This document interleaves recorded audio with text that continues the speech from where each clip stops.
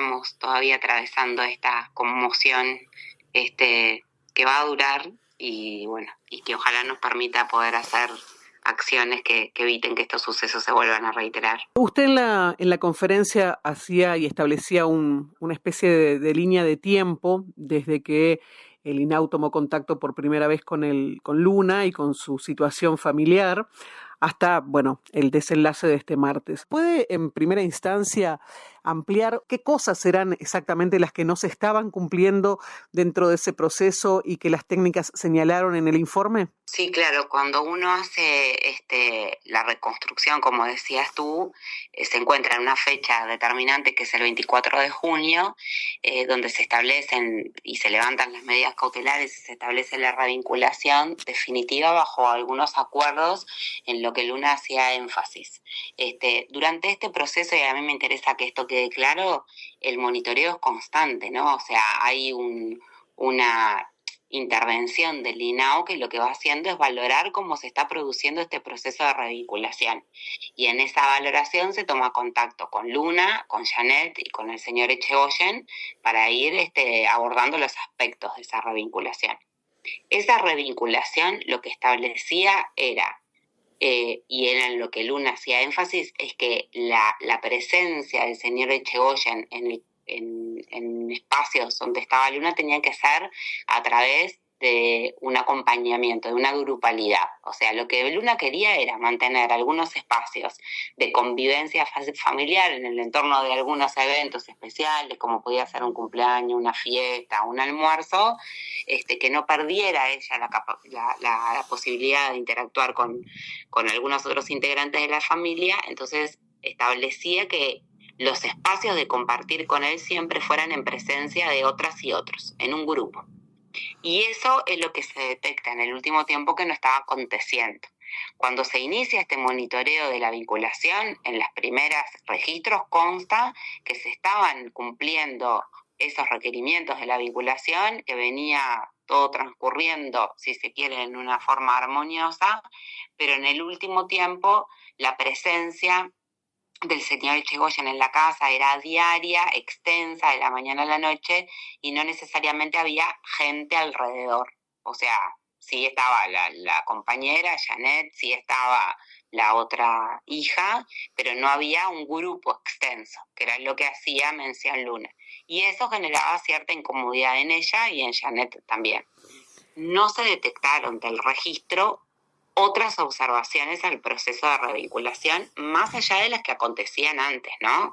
Que era esta poca afectuosidad del señor, esta cuestión de no dirigirse a Luna naturalmente, sino a través de su hermana, o hacerla sentir menospreciada.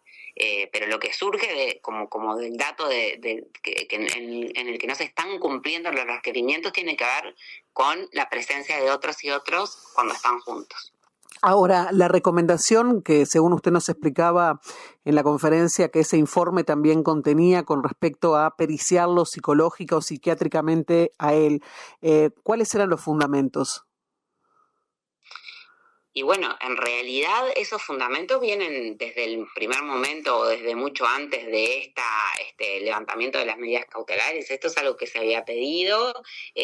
Pero, perdón, él nunca fue periciado en todo este proceso de años, digamos, por lo menos desde la primera vez que ustedes toman contacto con Luna y en adelante, ¿él nunca fue objeto de pericia? Buen día, ¿cómo estás? Mauricio Fuentes. ¿Qué tal, vicepresidente? Gracias. En realidad, desde la primera instancia en que se toman las medidas cautelares, se indica que tiene que estar en un tratamiento terapéutico, pero no necesariamente eso implica la realización de una pericia. En este último informe que se presentaba, se solicitaba, sí, que hubiera una pericia psicológica y psiquiátrica al señor Echegoyen. ¿Qué era lo que las técnicas notaban, más allá de lo que explicaba recién Romero con respecto al relacionamiento y al trato con Luna?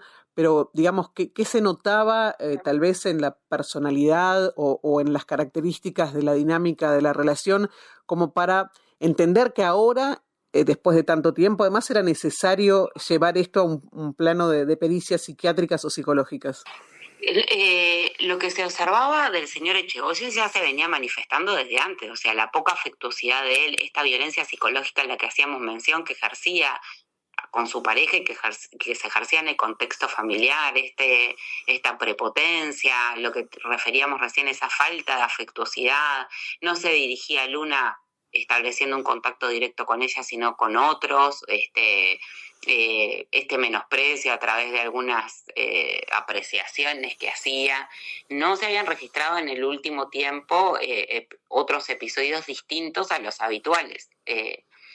Pero esto ya estaba marcado y fue fruto también y producto de por qué estuvo Luna vinculada con nosotros, por qué se trabajó, por qué se estaba trabajando la revinculación y por qué se habían establecido las medidas cautelares en un momento.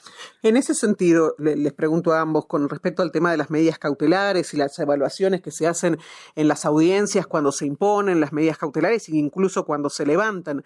¿Se manejó alguna vez, y en el caso de no ser así, por qué, la posibilidad de que este hombre usara tobillera, por ejemplo? No en un sentido de restricción de no comunicación, porque eso ya se había levantado, pero sí tal vez un monitoreo de alguna forma, se ha dicho en las últimas horas, incluso por algunos técnicos o referentes de ONG, que las cosas no hubieran sucedido de la forma que decantaron si Echegoyen hubiera usado una tobillera.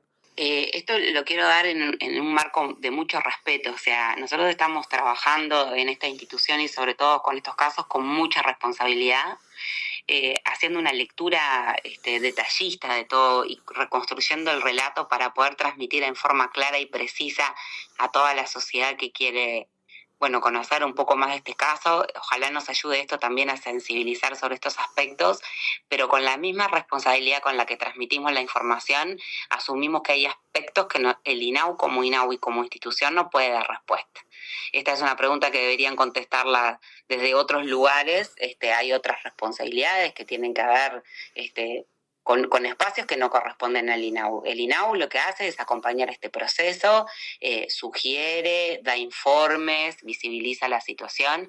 De hecho, nosotros contamos que el 24 de mayo, cuando se produce la audiencia, quienes estaban acompañando a Luna iban con una percepción de la no vinculación y que Luna, a través de su defensora, su abogada defensora, establece la posibilidad para mantener estos espacios de tener una revinculación en este contexto. Y por eso incluso cuando se iban a levantar las medidas cautelares a través de esta apreciación, se prorrogan las medidas cautelares en un mes. Pero creo que esta pregunta tiene que ver más con otros roles y con otras responsabilidades que no son las del INAU. ¿Usted está apuntando eventualmente a responsabilidades que tienen que ver con los tiempos y las decisiones del Poder Judicial en este caso? No estoy apuntando a responsabilidades, porque me parece que lo que tenemos que hacer ahora es tratar de hacer una lectura crítica para detectar los nudos, para ver si había posibilidades de hacer otras o desencadenar otras estrategias. Estoy hablando de competencias. Bueno, de a quién le compete cada cosa y quién sabe de cada cosa. Yo hay de algunas cosas que no sé porque no es mi área y tienen que responder los que son competentes en esa área. Tal vez en ese sentido de lo que usted dice, presidente, y también en el sentido de que lamentablemente en este caso, más allá de establecer responsabilidades, si es que las hubiera en alguna parte del proceso, pero también lo que usted decía en la conferencia, ¿no? Buscar tal vez las fallas de los sistemas para que en definitiva lo que importa que no se vuelvan a repetir en otros niños historias semejantes. Pero por eso le preguntaba, porque ustedes acompañaron también todo el proceso judicial de Luna, fueron a las audiencias con ella, tuvieron la oportunidad de escucharla en sus valoraciones, ¿no? Y ahí por ese lado tal vez quedan algunas interrogantes. Por ejemplo, ¿quién dispuso el ingreso en su momento de Luna a los centros del INAU y quién dispuso y por qué razones, por ejemplo, sacarla y que volviera a vivir con sus padres, o por lo menos con Echegoyen y Janet? En realidad, la situación de vinculación de Luna al sistema de protección especial, un poco ayer lo comentábamos en la conferencia de prensa, viene del año 2022. En esta última instancia, en esta última etapa, ya estando en Maldonado, ella no vuelve a vivir al hogar con el señor Echegoyen. A ella se la vincula con Janet, habiendo constatado que el señor Echegoyen no se encontraba viviendo en la casa y teniendo las medidas de restricción que estaban vigentes y que en ese momento estaban siendo cumplidas. Una vez que se celebra la audiencia de mayo y posteriormente la de junio, ahí es que se levantan las medidas cautelares a partir de estos episodios que comentábamos. Y como comentaba recién la presidenta, en una primera instancia se respetan los acuerdos que se habían garantizado a efectos de que Luna pudiera revincularse en el marco de eventos sociales, de instancias que incluyeran un grupo numeroso de personas.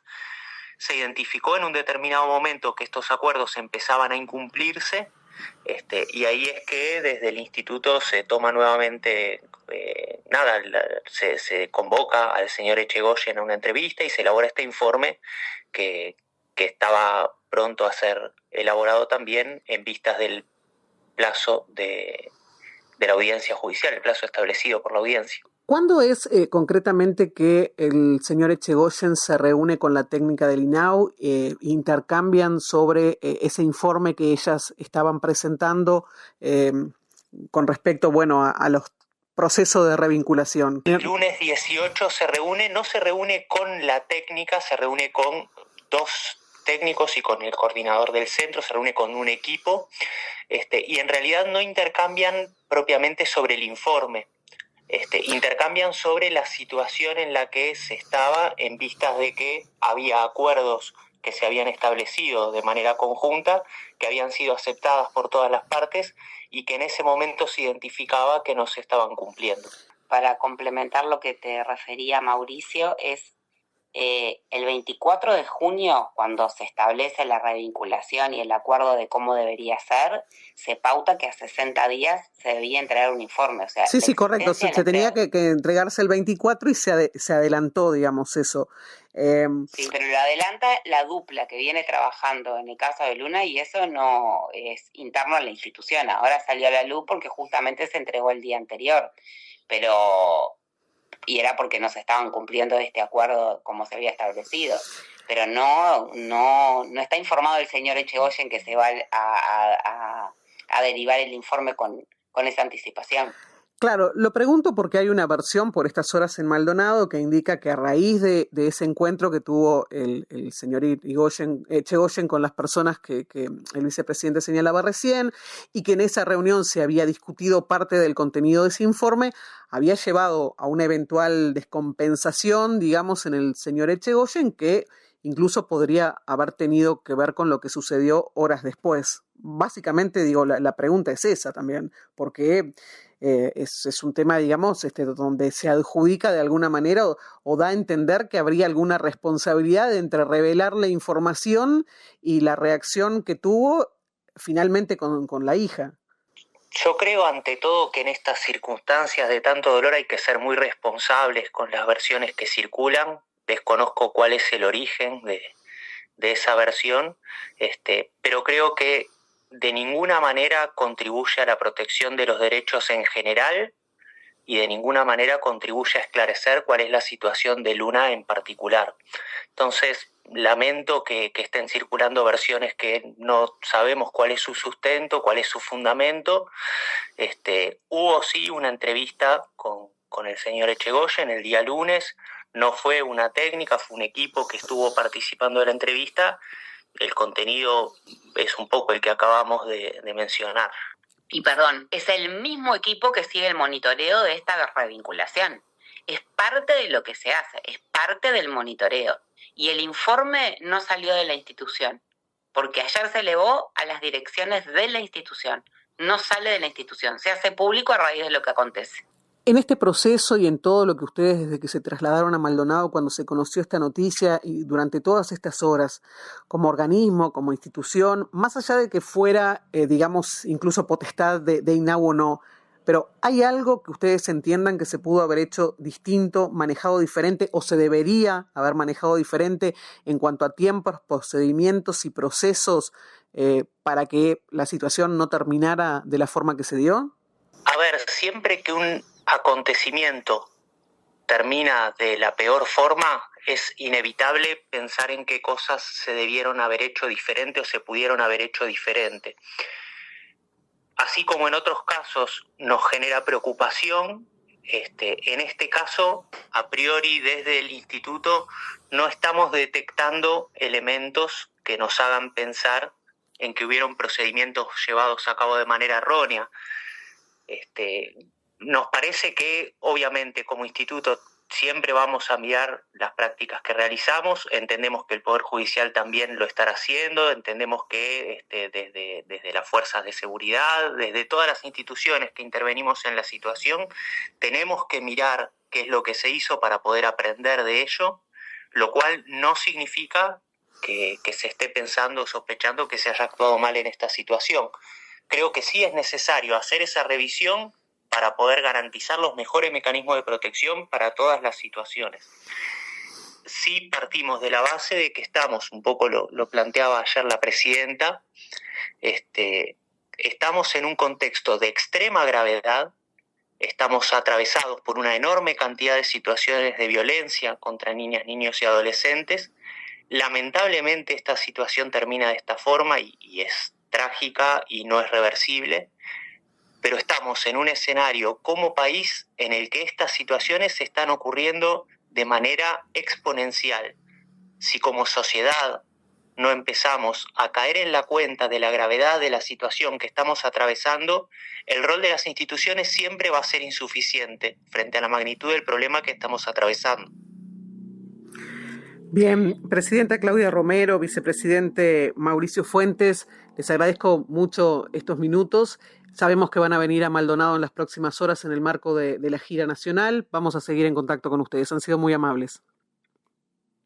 Muchas gracias y bueno, siempre estamos dispuestos a construir de estos espacios, así que la seguimos, como decís tú. Un gusto, buen día.